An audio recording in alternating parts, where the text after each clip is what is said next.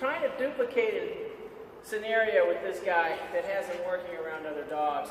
He's very highly food motivated.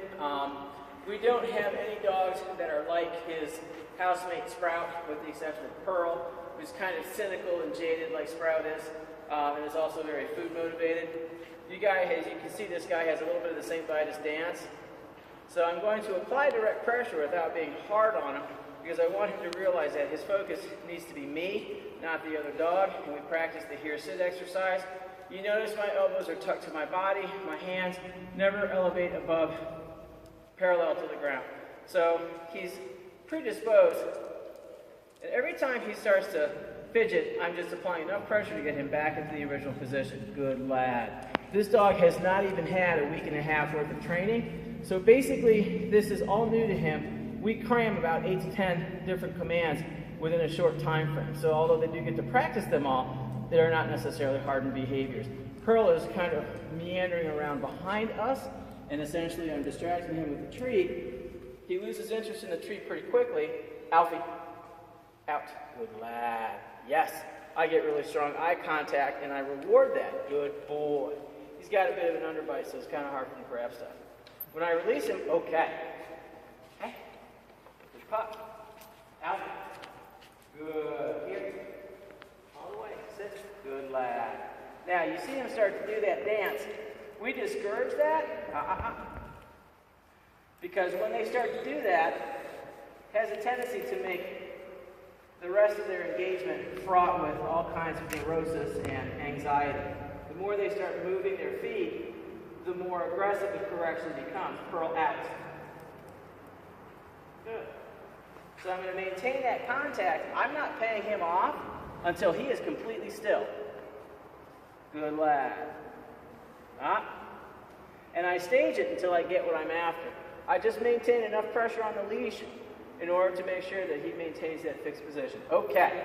And then I release when I get what I want. He's distracted by the other dog. He hits the end of that leash on his own. Off. Good. Very nice. Heel. Because we have taught him to target the hand, I'm using the finger as a guide to keep him in the heel position. Sit.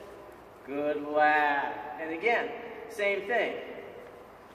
Although the delivery can't be perfect, because 8 or 9 days of training doesn't constitute a trained dog, we're certainly closer to where we want to be than where we were before we started. Good dog. Very nice. Okay. So Pearl, being a good girl that she is, good pup. We'll reward her for putting forth an honest effort, not beating this dog. Off. Nope. Kennel. Here. Sit. Pearl, stay. We've had a rough time of downs. We're still luring. I'm going to pinch the finger, or pinch the treat between my index finger and my middle finger, because I don't want to do that finger pointing crap. I want to give him the whole hand. My left hand is close to the clasp of the leash where it attaches to the collar, and both things go down at the same time. Leave it. Down. Good lad.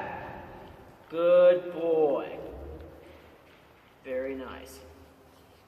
We're implying stay with this dog, and essentially all we're doing is holding him into the position until we can actively release him. When he relaxes, that's when we release. Okay. Good dog. Here you go, Pearl. Good, good. Very nice. Yes. Alfie, here. Sit.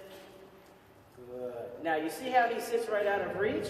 One of the reasons why is because he's been throttled for being too close or snatched at. So what we do is we lure him in. I'm going to bend over. Stop. I'm going to bend over and be a little closer to the leash, so as I lure him in, I can keep him closer. Good lad. And again, anytime he strains, I'm not going to reward that until he's still. Good pup. Okay. Before I release. Jumping up is told off. Anything having to do with mouth is out, or leave it. Good lad. Here, bud. Kennel up. Sit. No. Okay. The correction for failure to sit from the front is I'm just luring him into me using my hands and putting a little bit of upright pressure on the leash. Good pup. Very nice. Very nice. Stays with him have been hit or miss. I was kind of hoping they'd be a little bit more hardened by now, but they're still a work in progress. Good lad. Good pup. And at this point, like I said, we're implying stay. We're not actually asking for a stay. Good dog.